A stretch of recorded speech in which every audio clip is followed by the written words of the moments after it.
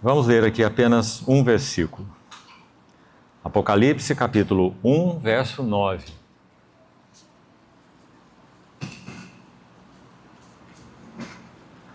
Apocalipse 1, verso 9. Eu, João, irmão vosso e companheiro na tribulação, no reino e na perseverança, em Jesus, achei-me na ilha chamada Patmos, por causa da palavra de Deus e do testemunho de Jesus. Vamos destacar essas duas frases finais, que estão aí colocadas juntas. O motivo do exílio de João nessa ilha é descrito como sendo pela palavra de Deus, por causa da palavra de Deus e do testemunho de Jesus. Os irmãos se lembram a frase que citamos aqui daquele querido irmão que estava a partir para o Senhor?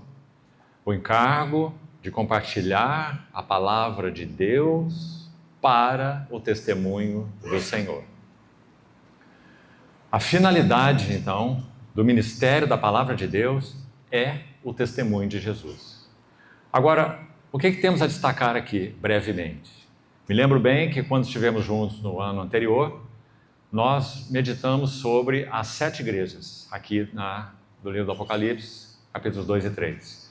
E vimos o que é que o Senhor busca em cada uma dessas suas assembleias, ou igrejas. Elas não são a luz, elas são descritas aí como sendo os candeeiros. E os candeeiros não são objetos de ornamentação, como também já dissemos. Eles só cumprem a sua finalidade quando eles são objetos onde a luz é depositada para que então eles possam cumprir sua função de iluminar. Um candeeiro é para iluminar. Um candeeiro sem luz só serve para ornamentação. Então, se o Senhor mesmo, Ele mesmo é a luz, eu sou a luz do mundo. Então o que Ele busca nos seus candeeiros é a si mesmo. Ele busca luz e Ele é a luz. Para que os candeeiros reflitam, exerçam a sua função de maneira plena, o que é necessário?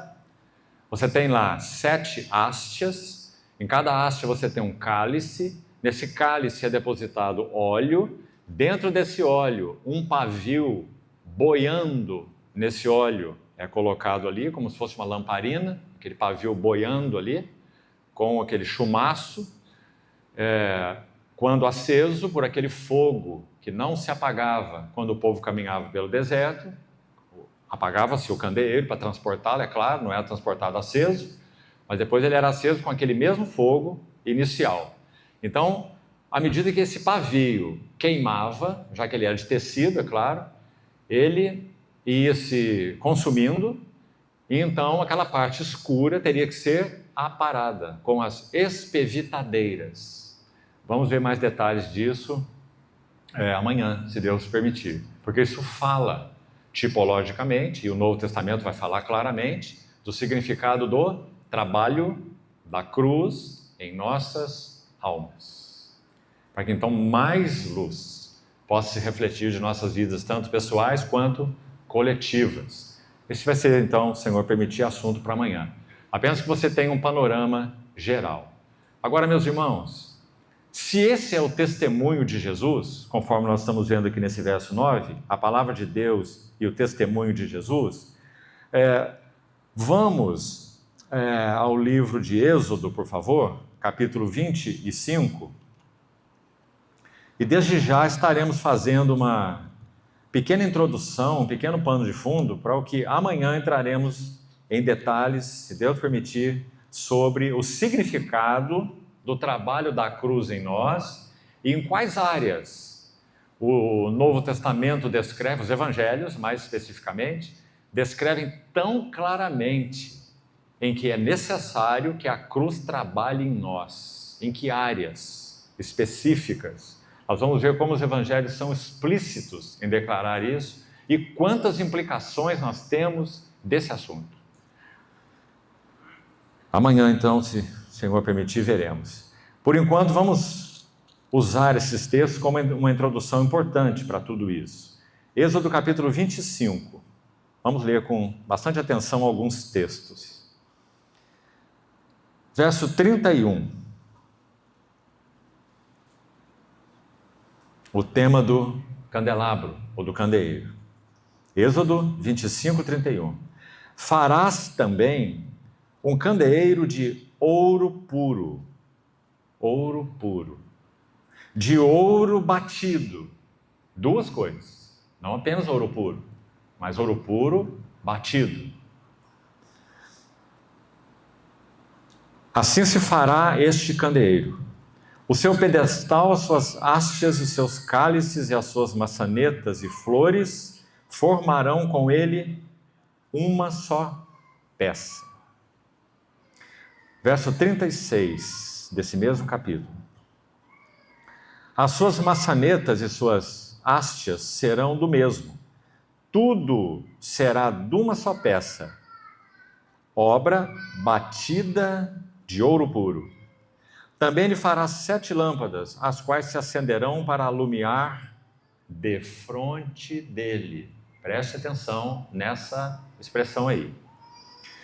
As suas espevitadeiras, que são como essas tesourinhas, né? Aparadores para o pavio fumegante. Suas espevitadeiras e os seus apagadores serão de ouro puro. De 1 talento de ouro se fará o candelabro com todos estes utensílios. Vê, pois, que tudo faças segundo o modelo que te foi mostrado no monte.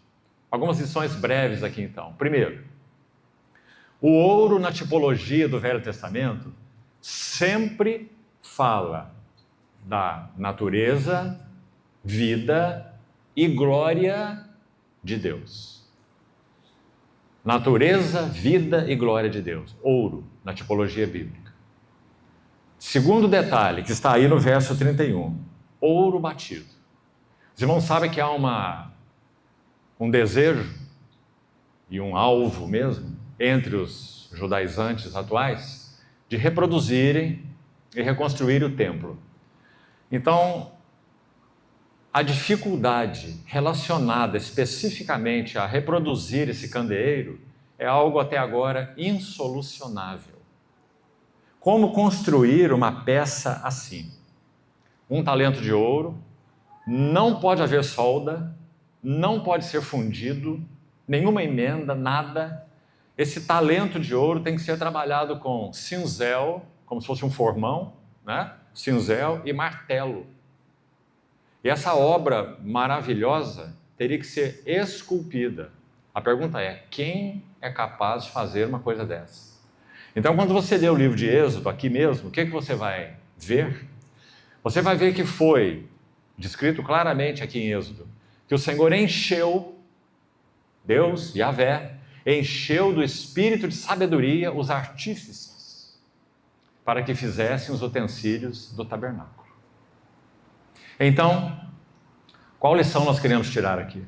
Que esse ouro não era apenas ouro em si, mas para que essa barra de ouro, pensemos assim, ela fosse esculpida em um candeeiro, é necessária a obra do martelo e do cinzel. Por isso, obra batida de ouro puro. Essa frase, irmãos, claro que ela é tipológica, né? Tipologicamente falando, ela é tão bonita.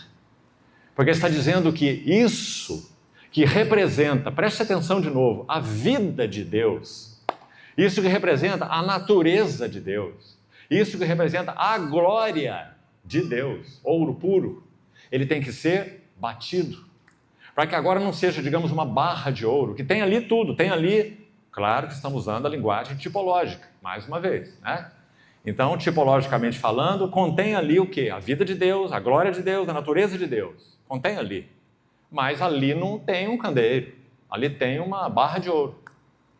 Para que haja um candeeiro, é necessário que haja trabalho de martelo e de cinzel. E então nós teremos um candeeiro. E então a luz pode ser depositada. E então o que toca a vida, o que toca a natureza, o que toca a glória de Deus será expressado.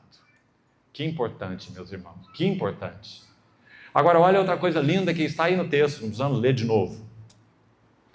Todos os elementos, candeeiro, espevitadeiras e apagadores, eles são feitos de um talento de ouro. Unidade, um talento de ouro.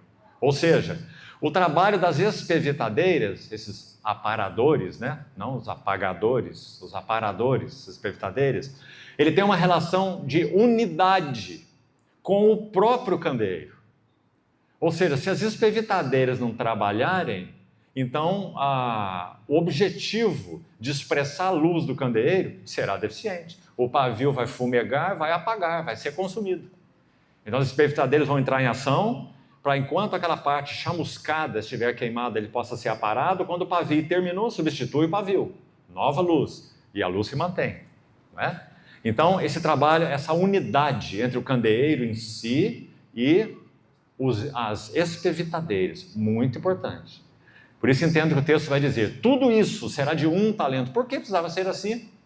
Por que não podia ser um talento de ouro para o candeeiro e mais algum peso de ouro para a espevitadeira e mais um pouco de ouro para os apagadores? Por que não poderia?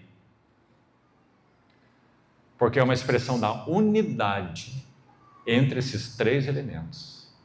O candeeiro não exercerá a sua função sem as espevitadeiras e sem os apagadores. Do que os apagadores falam? Os apagadores, então, é para apagar mesmo o fogo ali quando o candeeiro seria transportado. Na linguagem do Apocalipse, o Senhor vai dizer assim para a igreja de Éfeso: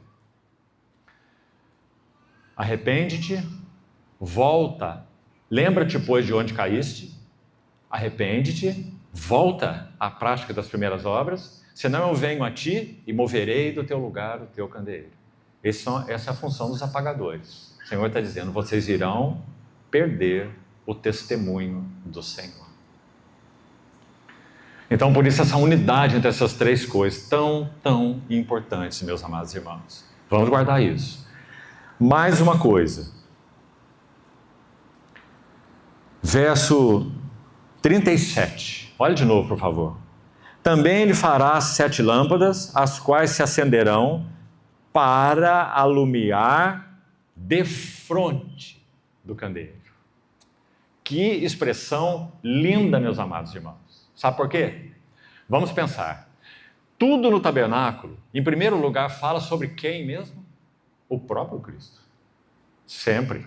Tudo no tabernáculo tipifica ele. Mas tipifica algo mais. Todos os utensílios do tabernáculo também fazem alusão à igreja. Então nós podemos resumir assim: tudo no tabernáculo, vê que faça tudo de acordo com o modelo que te for mostrado no monte. Não coloque nem um lacinho no lugar errado. Não vai confundir as bases do santuário em si com as bases externas, a base do átrio. Uma é de prata, a outra é de ouro. Então faça certo. Né? Por que não colocar tudo em base de prata? Por que não colocar tudo em base de ouro? Vamos falar sobre isso, né? Agora, mas cada elemento no seu lugar. Prata falando de redenção, ouro falando da glória de Deus. Então, cada detalhe precioso. Por que assim? Porque o tabernáculo representa as relações entre Cristo e a igreja. Quando os sacerdotes servem lá dentro, eles representam tanto o que toca o ministério de Cristo, quanto aquilo que toca o serviço da igreja. As duas coisas. Então a tipologia é muito linda e é muito rica. Talvez o melhor lugar para você estudar isso com detalhe seja as notas sobre o Pentateuco de Mackintosh. Para que você se deslumbre com a centralidade de Cristo, a glória de Cristo, que ele apresenta nessa sua obra. Então, vamos voltar ao versículo. O candeeiro deve iluminar, olha isso, não a si mesmo. O candeeiro deve iluminar defronte de si mesmo. O que você acha, irmão? É só um detalhe? Claro que não, não é? Quando você olha a vida de Cristo, em primeiro lugar, ele é o candeeiro. Tudo aquilo que se apresentava diante dele, ele iluminava. Ontem nós vimos nosso querido irmão falar sobre alguns exemplos, né? Ele iluminou a mulher no poço de Jacó, a samaritana. Ele iluminou o paralítico no tanque de Betesda. Ele iluminou profundamente o coração do jovem rico. Não foi? O jovem rico foi exposto diante desse candeeiro celestial. E o Senhor viu ele viu, né? Pela iluminação do Senhor, que ele tinha um Deus assentado no coração dele. Mamon, vai, vende tudo que tem e dá aos pobres. Depois você vem e segue. Quanto a você, não tem outra alternativa. Quanto a você, tem que ser radical. Você tem que fazer uma escolha. Eu ou Mamon. Então vai e vende tudo que tem. O candeeiro está iluminando defronte dele. Agora, irmãos, é evidente, como já falamos, que no livro do Apocalipse, as igrejas são chamadas de candeeiros. Então pense na lição relacionada à igreja. A igreja de Deus nunca lança luz sobre si mesma. Nunca. O propósito da igreja é iluminar o que está defronte dela. Por isso o Senhor falou, vós sois a luz do mundo. O problema, irmão, é quando a igreja começa a pregar a igreja. Quando a igreja fala de si mesma. Quando a igreja lança luz sobre ela mesma. O Senhor nos ajude a ver isso com clareza. E o que isso significa. Então, essa é uma primeira parte. Olha agora em Números capítulo 8. Ainda um texto sobre o candeeiro. Números 8. Vamos ver dos versos 1 a 4.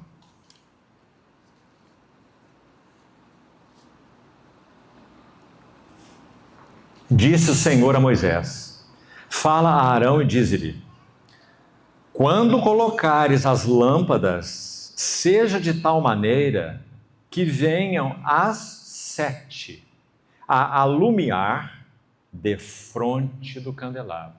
Sabe o que estamos indo a esse texto aqui? Porque o Senhor está sendo específico, minucioso no que Ele quer dizer a respeito desse candeeiro, para que ele exerça sua função adequadamente. Como nós já falamos, na tipologia isso é tão bonito e tão claro. Seja relacionado a Cristo, como já explicamos, seja relacionado à igreja. Então olha a ênfase. Coloque as lâmpadas nesse candeeiro, de modo que as 7 venham a alumiar defronte do candelabro. Sabe como eu imagino isso, já que não está aí nas escrituras, né? Mas, tentando imaginar isso, são 7 cálices, certo? 7 hastes, todas têm o mesmo tamanho, 3 de um lado, 3 de outro e uma haste central. Assim era o candeeiro. A haste central não era mais alta que as outras, da mesma altura. Então, na ponta de cada haste tinha o chamado cálice, que era exatamente onde colocava o óleo. Então, assim, como é que poderia ser colocadas as lâmpadas aqui, ou os pavios, de modo que iluminassem defronte do candeeiro? Bem, se nesse cálice aqui o pavio fosse colocado no centro, ele iria iluminar o próprio candeeiro. Se ele fosse colocado atrás, ele iria iluminar o que está para trás. Só que o candeeiro, quando se entrava no santo lugar, a mesa dos pães estava do lado direito, o candeeiro do lado esquerdo, e o altar de incenso na frente, defronte do segundo véu, que era o véu que separava do Santíssimo, do Santo dos Santos. Então a mesa dos pães aqui, o candeeiro aqui e o altar de incenso lá. Assim era o santo lugar. Então se o candeeiro estava aqui, ele estava próximo à cortina, ao limite esquerdo desse ambiente. Então se a lâmpada, o pavio estivesse colocado aqui atrás, ele estaria iluminando muito mais atrás do que na frente. Se tivesse colocado no centro, ele estaria iluminando muito mais a si mesmo. Então a orientação de Números do Senhor a Moisés em Números coloque a lâmpada de modo que ela venha a alumiar defronte do candeeiro. Então a ideia que me dá é que essa lâmpada era colocada então assim, deslocada dentro do cálice, para que a luz estivesse aqui no limite máximo desse cálice e pudesse iluminar totalmente o que estava à frente. E no caso, o que estava à frente aí no caso da mesa? A mesa do candeeiro, a mesa dos pães. Muito interessante. O candeeiro iluminando a mesa da comunhão, a mesa dos pães da proposição, onde aqueles pães, cada um deles representavam as tribos de Israel, numa relação de aliança com Deus. Bem, olha o texto como continua. As 7 venham a alumiar defronte do candelabro, Números 8, versículo 1. E Arão fez assim, colocou as lâmpadas, para que alumiassem defronte do candelabro, como o Senhor ordenara a Moisés. Está aí o candelabro, então, não se auto-iluminando, né? O candelabro era feito de ouro batido, desde o seu pedestal até as suas flores. Que bonita essa ênfase também. Tudo batido.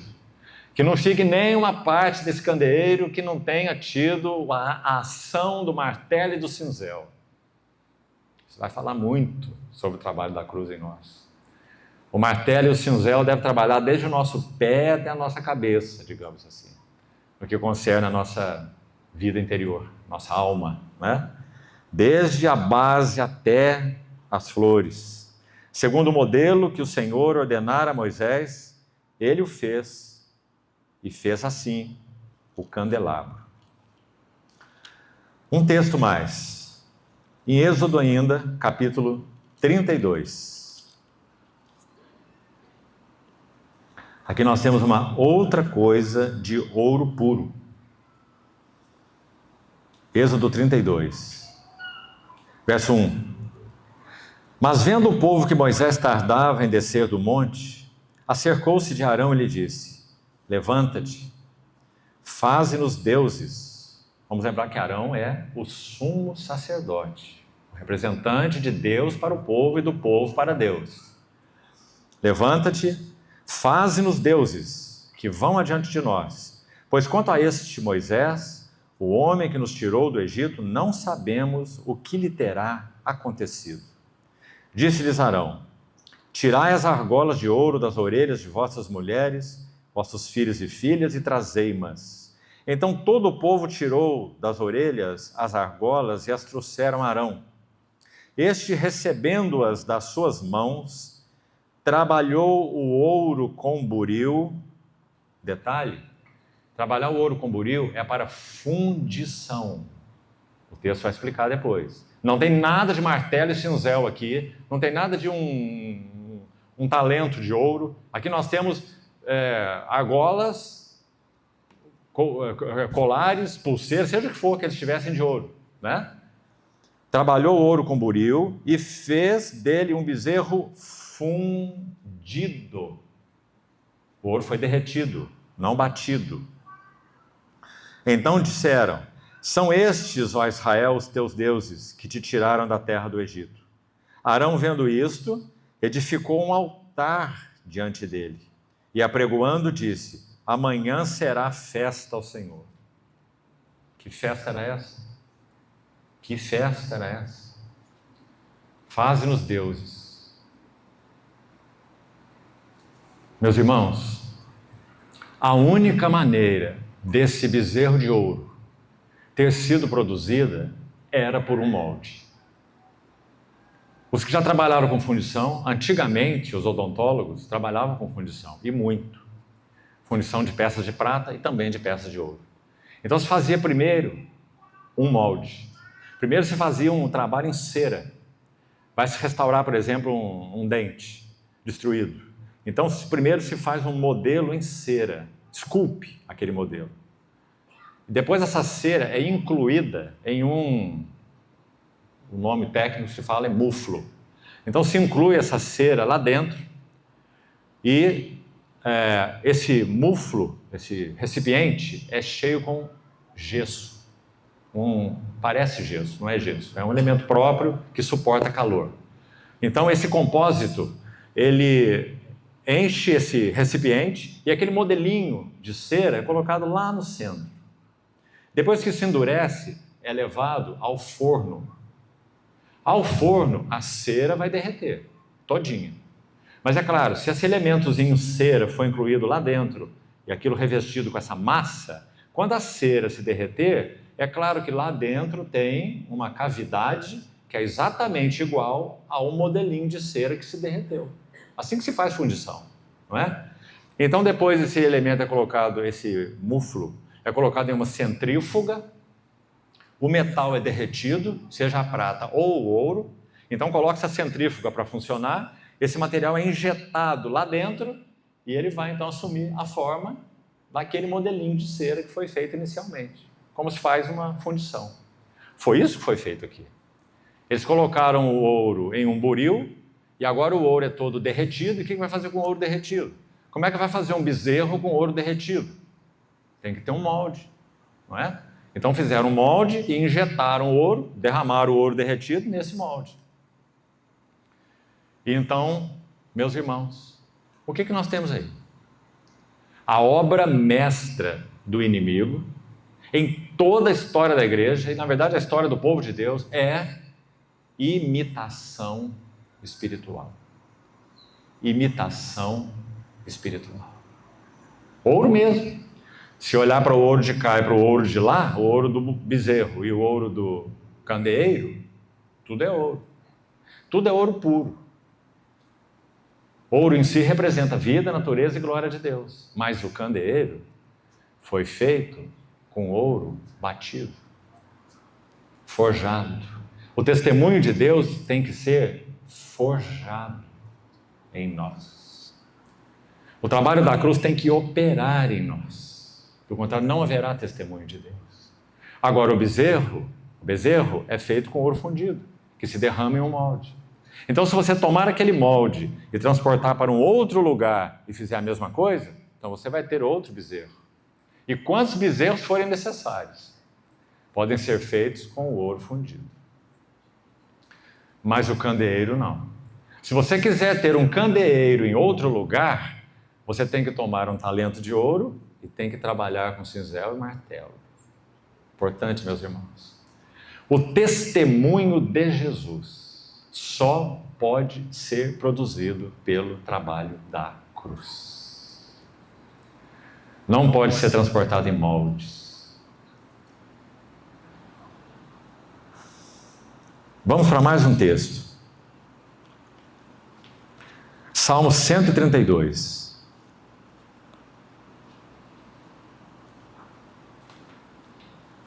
Ainda na ênfase do testemunho do Senhor.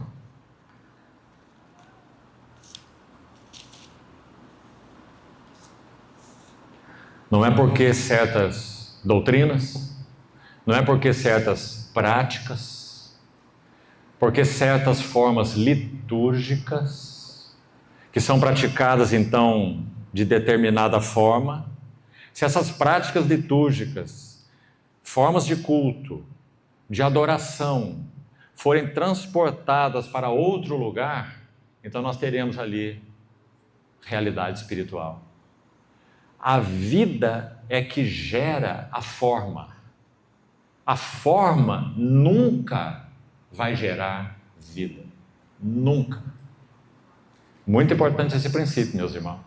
Quando nós éramos pequeninos, nós não tínhamos esse narigão que nós temos hoje, nem essa orelhona, né? Nós tínhamos uma forma adequada a uma criança pequena. Até você sabe que extremidades continuam crescendo no corpo físico, né? Por isso que as pessoas mais velhas são orelhudas, porque a orelha continua crescendo, o nariz também. Então, nós não tínhamos essa forma quando éramos pequenos. É a vida que gera uma determinada forma. A vida madura tem uma forma e a vida infantil tem uma outra forma. Então, é a vida que gera uma expressão específica. Vida que gera forma. Forma não gera vida. Então, esse princípio ligado ao bezerro de ouro é muito importante que compreendamos. Muito importante. Nós não podemos importar modelos de nada e nem de ninguém. A igreja é gerada a partir de dores de parto. O testemunho de Jesus é gerado a partir de dores de parto. Se nós estamos orando, se há um irmão, um casal, 3 irmãos que estão numa pequena congregação orando, Senhor, edifica o teu testemunho aqui entre nós. E que haja irmãos e irmãs orando assim.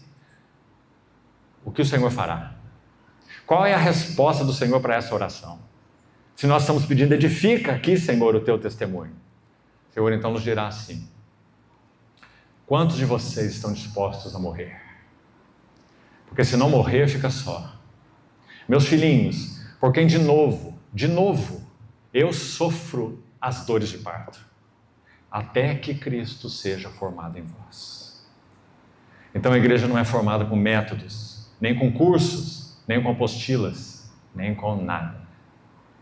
Ela é formada na medida que a palavra de Deus e a providência de Deus, que vamos ver amanhã, tem liberdade para trabalhar esse ouro com cinzel e martelo, para que o testemunho de Deus possa ser produzido. Assim. E não há outra maneira. Salmo 132, talvez seja esse o último texto que leiamos por hoje. Diz assim: lembra-te, Senhor, a favor de Davi, de todas as suas provações, de como jurou ao Senhor e fez votos ao poderoso de Jacó. Não entrarei na tenda em que moro, nem subirei ao leito em que repouso. Não darei sono aos meus olhos, nem repouso às minhas pálpebras, até que... Paulo disse, até que Cristo seja formado em vós.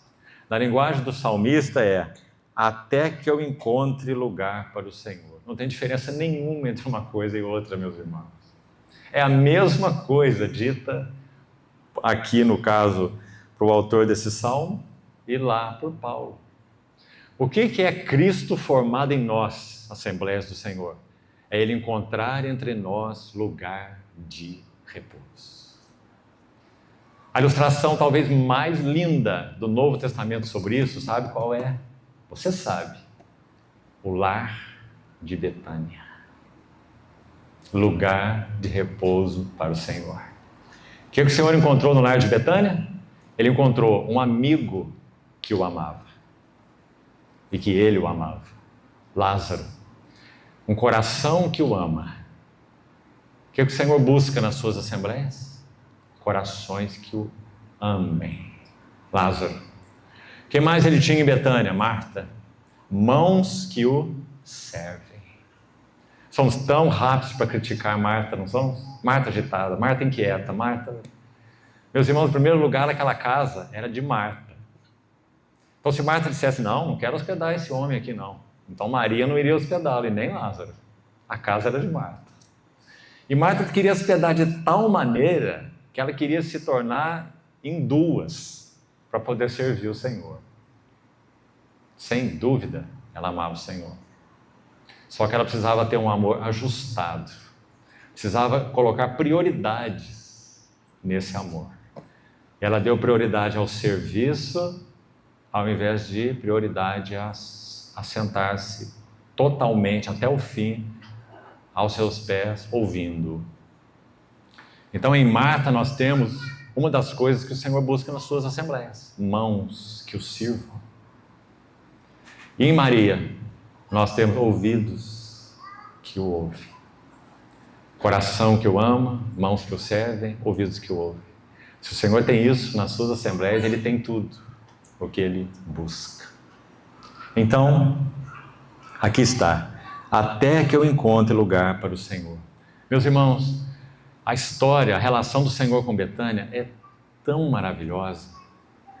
O Senhor fez, descritas na Bíblia, no Novo Testamento, nós temos 7 visitas do Senhor a Betânia. A primeira visita, Ele toma um lar desajustado. Na última visita, Ele dali de Betânia é ascenso ao céu. Um trabalho maravilhoso de edificação espiritual daquele lar. A cada visita em Betânia, Ele preparava aquele lar para a próxima visita. Até a plenitude, 7. Sabe por que o Senhor nos visita? O Senhor já te visitou pessoalmente? Espero que sim. De maneira íntima, profunda, impactante, não é? A cada visita do Senhor sobre nossas vidas pessoais e sobre suas assembleias, Ele está nos preparando para a próxima visita. Nenhuma visita do Senhor é final. Todas as visitas do Senhor são preparatórias. Ele está nos preparando, na verdade, para a última visita. E a última se chama a sua parousia, sua presença junto com os santos. Assim como Ele foi ascenso de Betânia, Atos 1 vai nos dizer, assim mesmo, Ele descerá dos céus para as suas Betânias. Irmãos, que anseio precisamos ter nos nossos corações, para que seja uma pequenina assembleia com 6 pessoas, 7 pessoas, ou uma assembleia com 1.500 pessoas, como nós conhecemos algumas. Não importa. Não importa nada esse número. O que o Senhor busca em cada uma das suas assembleias é lugar para o seu repouso. Meus irmãos, aquilo que ele não encontrava em Jerusalém, ele encontrava em Betânia. Por isso ele deixava Jerusalém e o serviço sacerdotal corrupto, sacerdotes corruptos, um templo adulterado, e ele ia pernoitar em Betânia, porque em Betânia ele tinha os seus direitos reconhecidos. Seus direitos de rei eram negados em Jerusalém por aqueles que deviam recebê-lo. Ele é o verdadeiro templo, ele é a verdadeira casa de Deus, e a casa de Deus não recebeu. Mas ele tinha os seus direitos reconhecidos em Betânia. Maria pode tomar o unguento precioso e ungir a cabeça dele. Se você combinar as narrativas todas desse evento, você vai ver que ela ungiu tanto os pés quanto a cabeça. Quando ela unge a cabeça dele, ela está dizendo: tu és minha cabeça. Tu tens para mim a primazia. Tu és para mim a preciosidade. Por isso o unguento precioso foi derramado para ele. Quando ela unge os seus pés, e é claro que ela teria que se dobrar para isso, ela está dizendo: eu sou tua serva. Quando ela pega os seus cabelos, que segundo Paulo em Coríntios 11 diz que representa a glória da mulher, quando ela então toma isso que representa a sua glória e enxuga os pés do Senhor, ela está dizendo: tu mereces toda a glória. E sabe qual é o resultado final disso? E encheu-se toda a casa com o perfume do bálsamo. Meus irmãos, isso é o que o Senhor tem buscado em cada expressão da comunhão do corpo de Cristo. Ouvidos que o ouvem, mãos que o servem, corações que o amam. Então, a expressão do salmista é: até que eu encontre. Meu coração estará inquieto, estará insatisfeito, não darei sono para os meus olhos, repouso para as minhas pálpebras, até que eu encontre lugar para o Senhor. Repouso. Irmãos, tudo o que o coração do nosso Senhor deseja para com suas igrejas é encontrar lugar onde Ele descanse. Nosso Senhor não é um Senhor impassível no trono. Ele ainda sofre com relação à sua igreja. Em que sentido ele sofre? Expectativa, ansiosa, me permita essa expressão, do desejo em que as bodas finalmente se consumem. Um noivo aguardando quase 2000 anos. Um noivo pronto, um noivo santo, um noivo cheio de amor, anelante, um noivo que providenciou tudo para a noiva ficar pronta.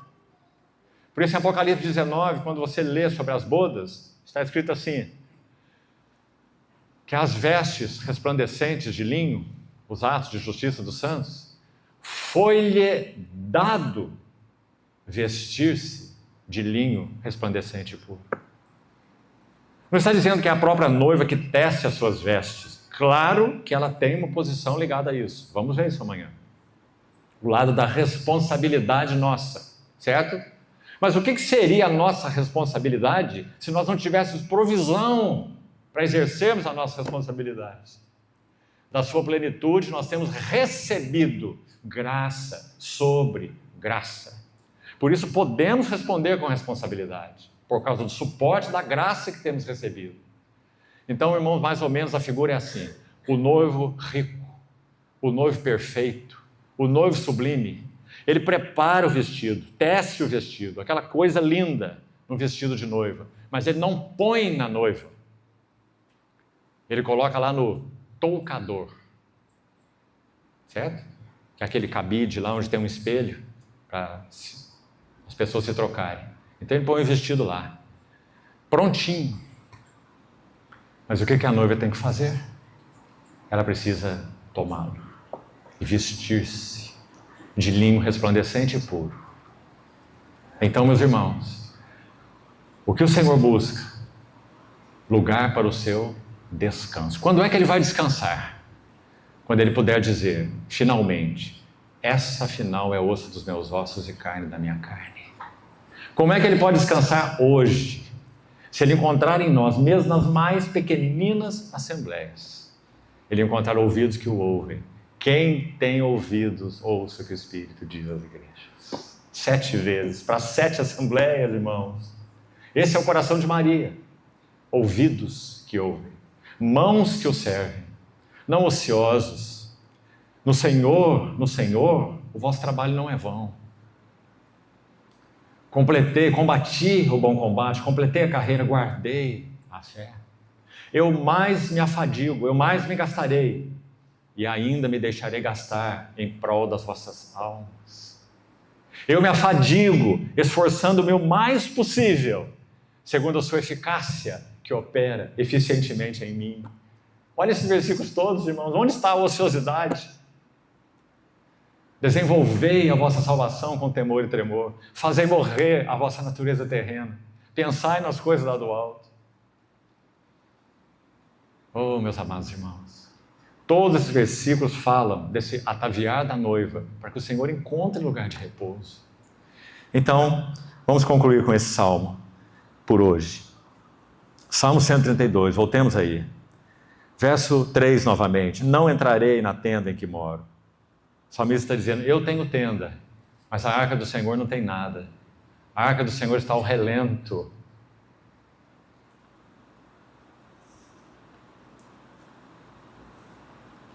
Não subirei ao leito em que repouso. Não darei sono aos meus olhos, nem repouso às minhas pálpebras, até que eu encontre lugar para o Senhor, morada. Quando o Senhor ordenou o tabernáculo a ser construído, em Êxodo 25:8, Êxodo 25:8 diz assim, e me farão, é para mim, me farão um santuário, para que eu possa habitar no meio deles.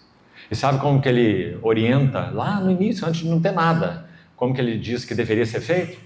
Vocês vão receber de cada pessoa o que ela quiser dar. Ofertas voluntárias. Consagração é voluntária. Ninguém vai te delegar nada, ninguém vai te obrigar a nada, ninguém pode te dizer que você tem perfil para nada. Perfil é palavra para empresa, não é palavra para igreja.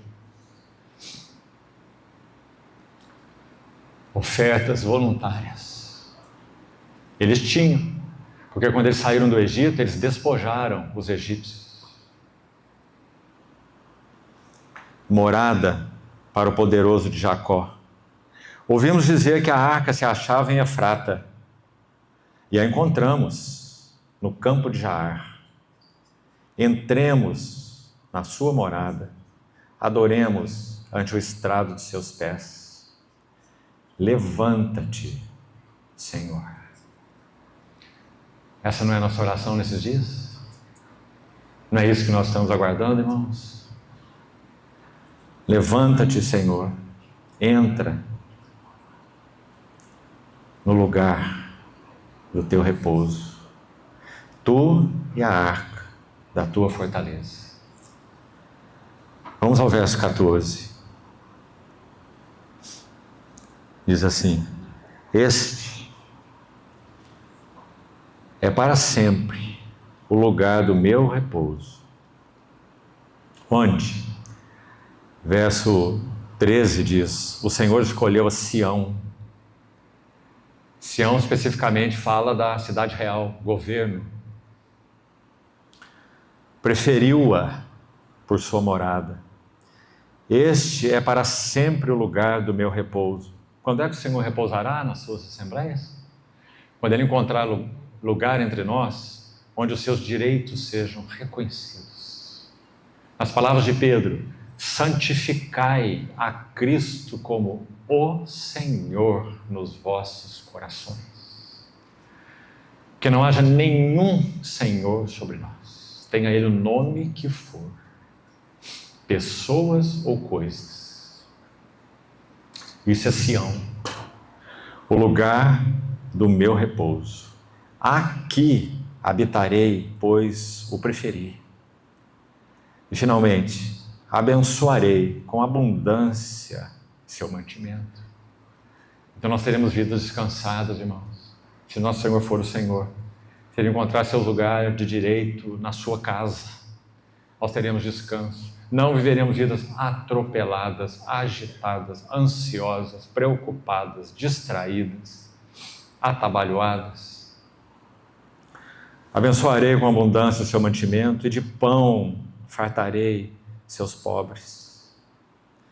Vestirei de salvação os seus sacerdotes e de júbilo exultarão os seus fiéis. Ali farei brotar a força de Davi. A força de Davi é Salomão. Salomão significa o filho da paz, figura do príncipe da paz, nosso Senhor Jesus. Prepararei uma lâmpada para o meu ungido. Cobrirei de vexame os seus inimigos. Olha que frase linda, irmãos. Cobrirei de vexame os seus inimigos. Por quê? Porque eu moro nessa casa. Ela é minha. Aqui eu tenho meus direitos reconhecidos. Mas sobre ele, seu ungido, florescerá a sua coroa. Se o Senhor permitir, então, amanhã, nós iremos retornar a esses temas mesmo, apenas dando sequência a ele. E vamos ver o significado, então, desse testemunho do Senhor, quando nós pensamos sobre o trabalho da cruz em nós. Mas ainda quero fazer algo mais, irmãos. Se vocês quiserem já adiantarem isso nas suas meditações, no Evangelho de Marcos, capítulo 1, e no Evangelho de Marcos, capítulo 6, nós vamos ter duas situações em que o Senhor está numa sinagoga, que representa aquele lugar onde a palavra de Deus era pregada, sinagogas, onde a adoração era exercida, eles cantavam o saltério, os salmos, e onde tudo se referia ao culto se executava. O ensino, a palavra, a adoração, as orações, tudo nesse lugar, sinagoga. E o Senhor entra nessas sinagogas, que nós vamos selecionar aqui. Haveria muitos exemplos, só vamos selecionar alguns.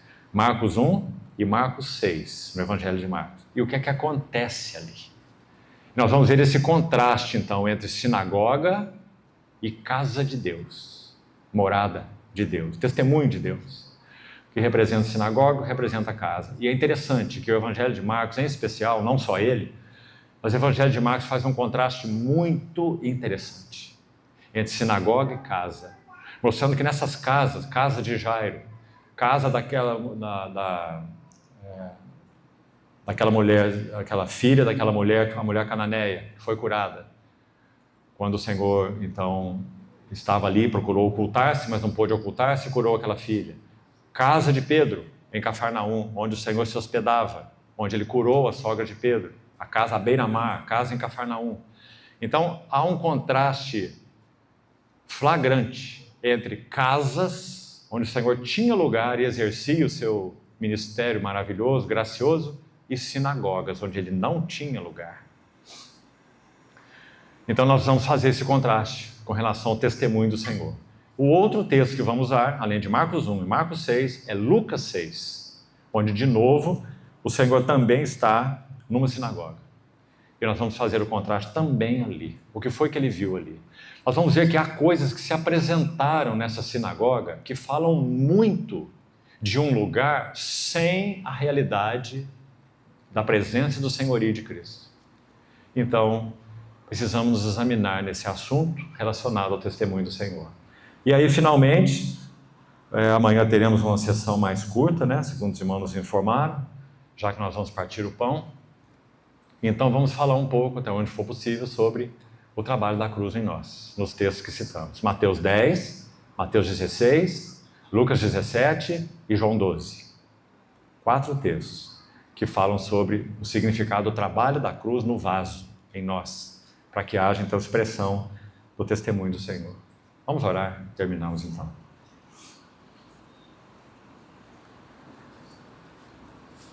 Querido Senhor, recebe, te pedimos, com reverência, tudo que foi compartilhado nessa manhã de comunhão.